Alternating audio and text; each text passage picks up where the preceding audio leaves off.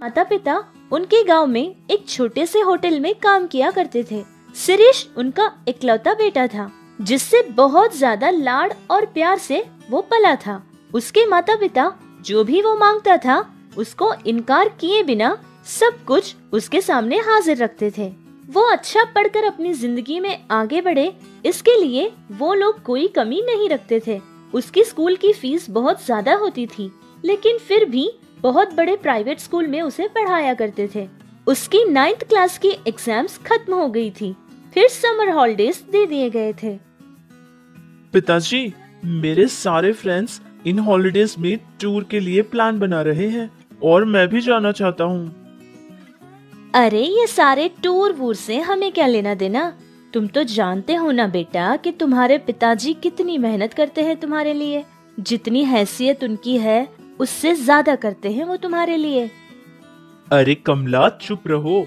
अगर ये सब कुछ अब नहीं करेगा तो कब करेगा? अपने फ्रेंड्स के साथ घूमना फिरना भी चाहिए। 10 और 15 साल के बाद तो वो खुद जिम्मेदार बन जाएगा, तब तो उसे समय ही नहीं मिलेगा ये सब करने के लिए। अरे ये क्या कह रहे हैं आप ही बिगाड़ रहे हैं हमारे बच्चे को। अरे उसको तो जिम्मेदारी सिखानी चाहिए ना। अगर आप ही उसे ये सब कुछ सिखाएंगे तो वो जिम्मेदारी कैसे सीखेगा? अरे बेटा, तुम्हारी माँ तो ऐसे ही कहती रहेगी। ये पैसे लो और जाओ अपने फ्रेंड्स के साथ अच्छे से घूम फिर कर आ जाना, ठीक है?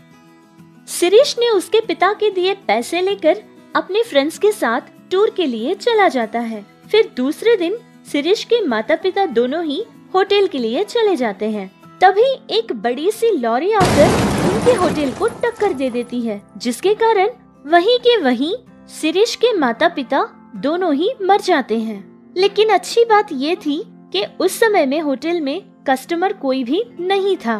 बहुत बुरी तरह से उस एक्सीडेंट में शिरीष के माता पिता दोनों ही मर जाते हैं।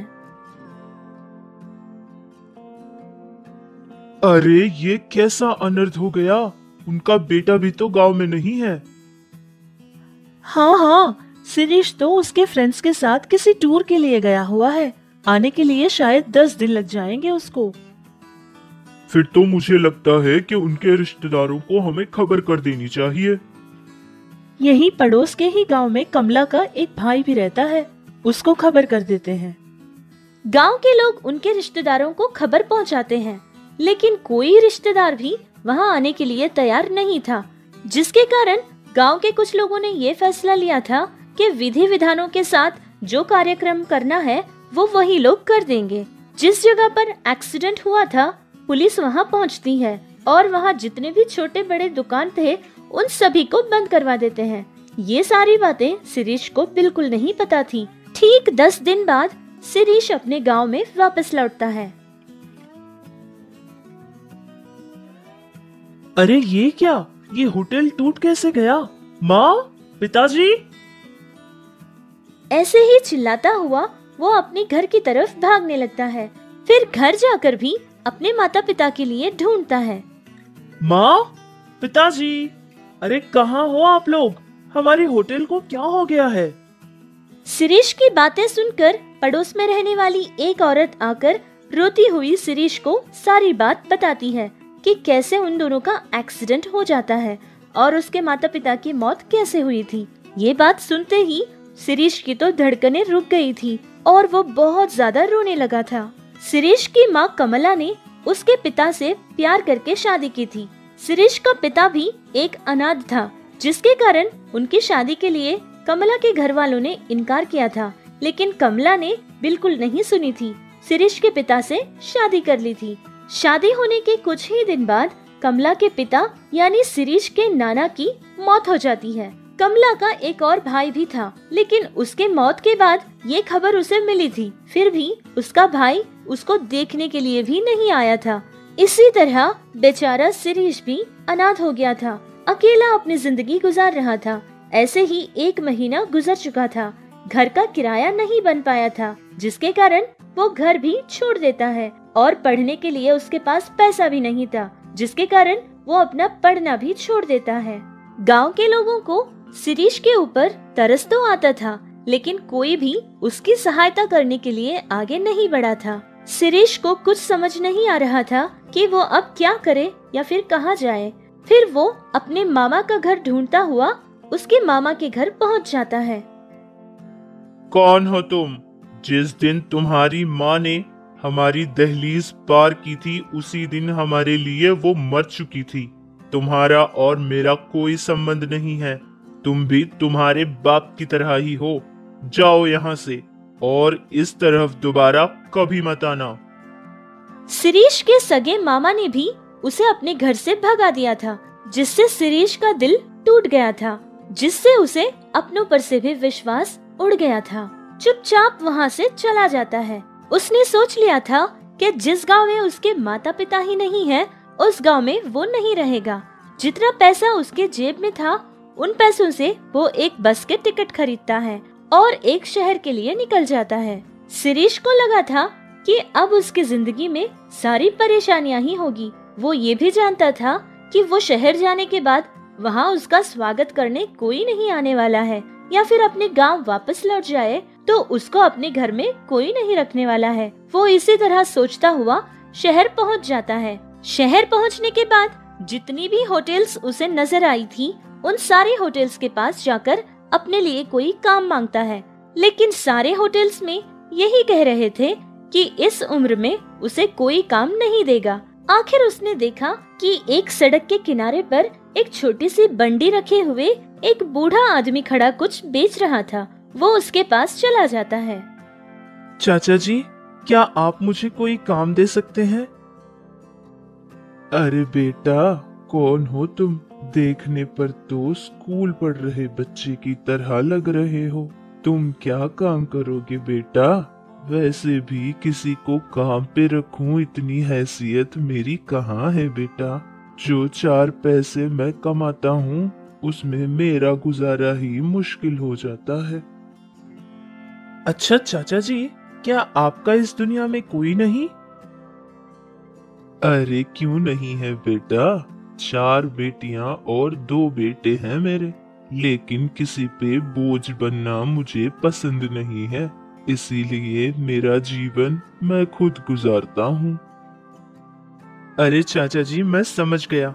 सबके होने के बाद भी आप अनाथ हो और मेरा कोई नहीं, इसलिए मैं भी अनाथ हूँ।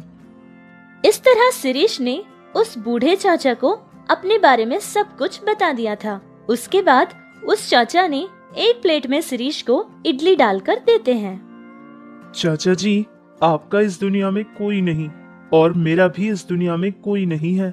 मैं आपके साथ रहना चाहता हूँ और आपका मैं पूरा ख्याल रखूंगा। क्या आप मुझे अपने साथ रहने देंगे?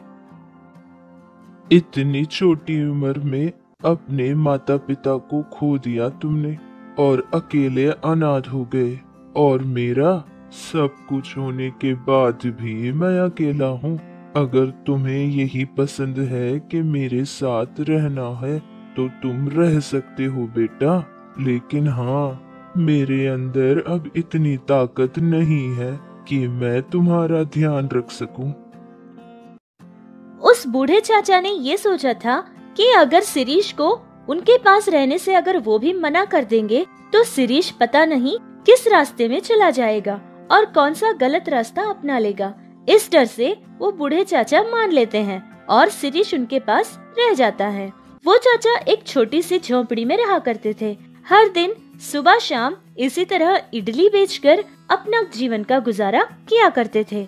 शिरीष के आने के बाद वो सारा काम शिरीष ही किया करता था। उस बूढ़े चाचा से कोई काम नहीं लेता था, लेकिन जितने पैसे उन्हें मिलते थे उन पैसों में दोनों का जीवन बहुत मुश्किल होता था। उनका खर्च उन पैसों से नहीं निकलता था। अरे चाचा, इस जमाने में ये इडली वड़ा कौन खाता है? हम ना नूडल्स बनाकर बेचेंगे।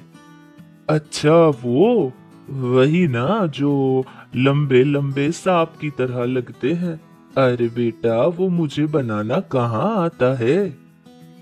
मैंने नूडल्स बनाना मेरे पिताजी से सीखा था। वो सब तो मैं कर लूंगा, लेकिन उसको बनाने के लिए सामान की जरूरत पड़ेगी। कम से कम हमारे पास 3000 रुपये तो होने जरूरी है।